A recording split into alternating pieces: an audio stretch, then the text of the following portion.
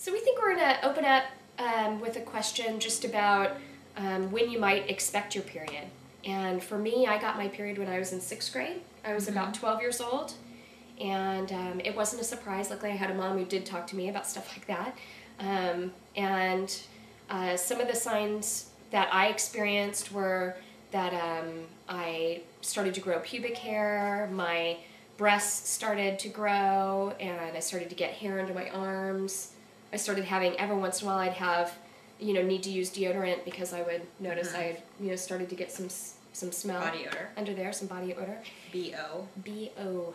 And so those were all kind of the first signs for me. What did you, what was your experience?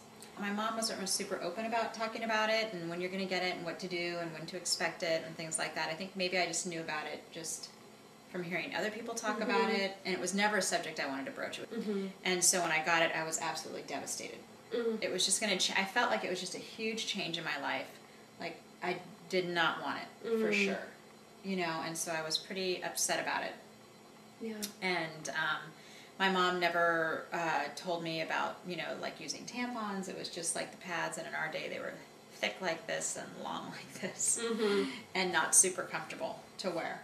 Even when I got it and my friends had gotten theirs and all the girls were talking about it, I was in denial about it. Well, I mean, I knew I had it, obviously, but I didn't want to let anybody else know. No, I don't have it. So I did not embrace it. Right. But I don't think it was really talked about either.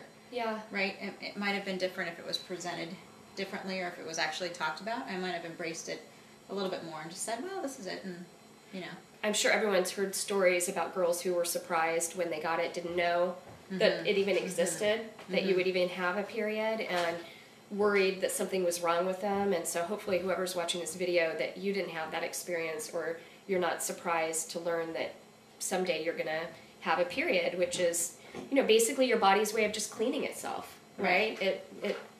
You produce an egg, and if the egg isn't fertilized, then your uterus just slowly sloughs off, and the blood goes through and it cleans out your uterus, and so then you're ready for another cycle, another month of and it's a beautiful natural way that your body takes care of itself, and thank goodness it does, right? Right. But obviously you're not thinking that when you're 12 and 13. You're not thinking, wow, my body works great. You're thinking, I've got something else now I have to deal with. And it's really at a time in your life when maybe there is a lot of stuff going on in your life. You're facing not only your body changes, but your feelings that you're having, for boys, and whether you're, you look the same as your friends. I mean, there's all kinds of things that are going on that weren't going on maybe even 2 years ago.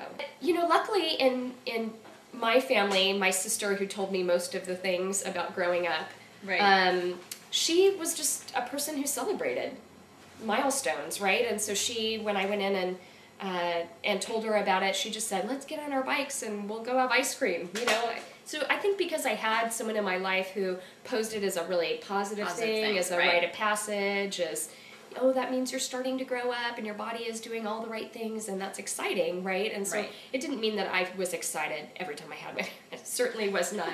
You're going to find that for you, you're going to feel one way and your friends are going to feel another, and that's okay. All of those experiences and those feelings are just normal. It's like I saw how my friends handled it differently than I handled it, right?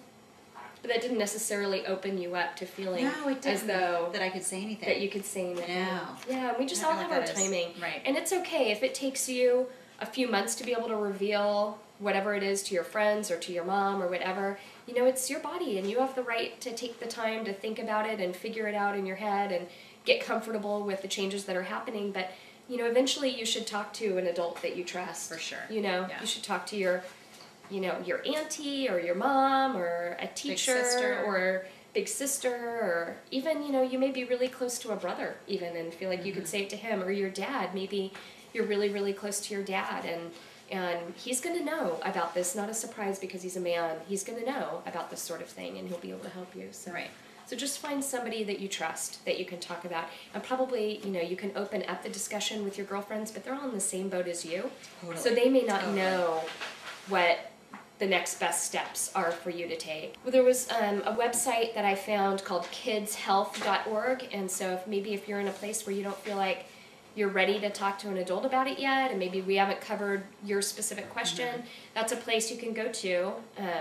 luckily all people your age now know how to surf the internet. Right. So we didn't have that. Just go to kidshealth.org, and they have commonly asked questions about all kinds of areas in preteen and teenagers' lives. And, you know, again, some of those opinions might be opinions that your family would have or not have, and you may have to sift through some of that information, but it might just be a starting place where you then know enough information that you feel like you can ask questions and get some of the answers that you need, because nobody should go through these kinds of life changes all by themselves.